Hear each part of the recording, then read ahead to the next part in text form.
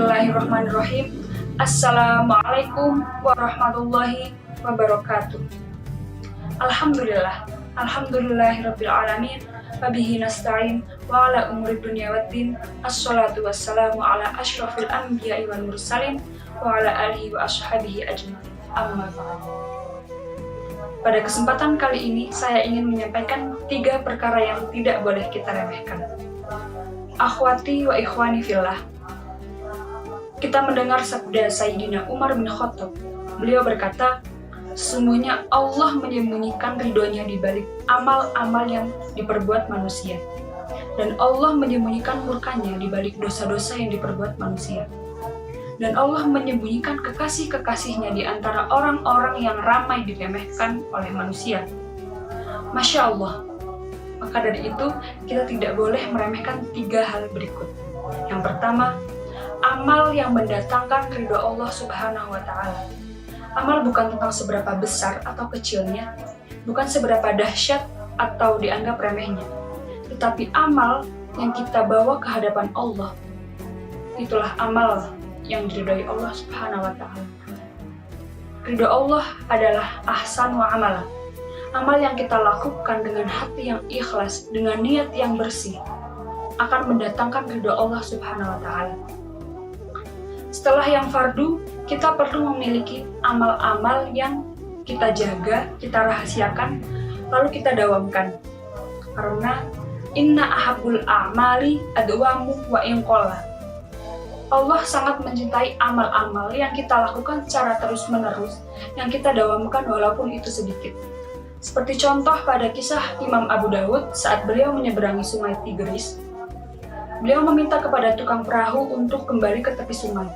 Tukang perahu itu bertanya, untuk apa kita kembali ke sungai? Untuk apa kita kembali ke tepi sungai, padahal kita sudah berada di tengah-tengah sungai? Lalu Imam Abu Dawud menjawab, bahwasanya di tepi sungai ada orang bersin, dan belum ada satu orang pun mengucapkan tarahim kepadanya. Lalu Imam Abu Dawud membayar tukang perahu tersebut, dan tukang perahu tersebut kembali ke mendayung perahunya untuk kembali ke tepi sungai. Setelah sampai di tepi sungai, Imam Abu Dawud mengucap yarhamukallah. Setelah mengucap yarhamukallah, beliau kembali melanjutkan perjalanannya. Pada keesokan harinya, seluruh penghuni perahu tersebut bermimpi bahwasanya Imam Abu Dawud telah membeli surga seharga 1 dirham. Lalu Imam Abu Dawud berkata, la'allamu jabat du'a. Mudah-mudahan saat orang tersebut yang diucapkan tarhim oleh Imam Abu Dawud, beliau menjawab, yahdikumullah wa yuslihu balakum. Itulah doa yang diijabah oleh Allah Subhanahu wa Ta'ala. Masya Allah. Selanjutnya, nomor 2, kita tidak boleh meremehkan dosa-dosa kita. Dosa juga bukan tentang seberapa besar atau kecilnya, seberapa tinggi atau rendahnya. Tetapi dosa adalah seberapa besar zat yang maha agung, zat yang maha besar yang kita durhakai, yaitu Allah Subhanahu wa Ta'ala.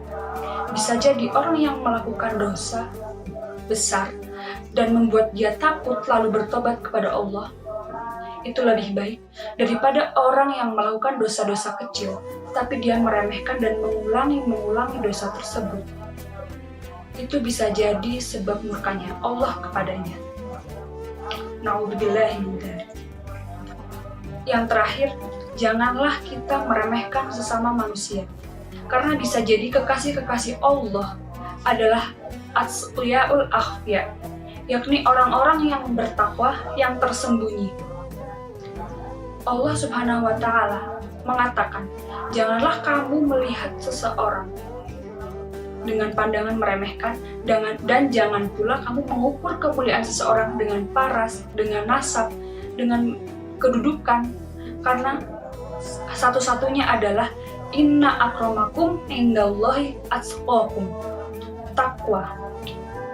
Sayangnya, takwa tidak tampak pada wajah masing-masing kita, sehingga kita tidak tahu orang yang mungkin telah kita remehkan adalah orang yang lebih bertakwa dari kita. Kesimpulannya, kata Imam Nawawi, teruslah berusaha bertakwa dan bertawaduklah. Dan jangan kita melihat orang lain dengan pandangan meremehkan. Karena bisa jadi mereka yang kita remehkan adalah hamba Allah yang paling bertakwa. Akhwati wa ikhwani fillah, itulah 3 hal yang tidak boleh kita remehkan. Semoga kita termasuk ke dalam golongan orang-orang yang bertakwa. Dan semoga kita bisa berjumpa lagi pada Ramadan selanjutnya. Wabillahi taufiq wal hidayah, waridha wal inayah.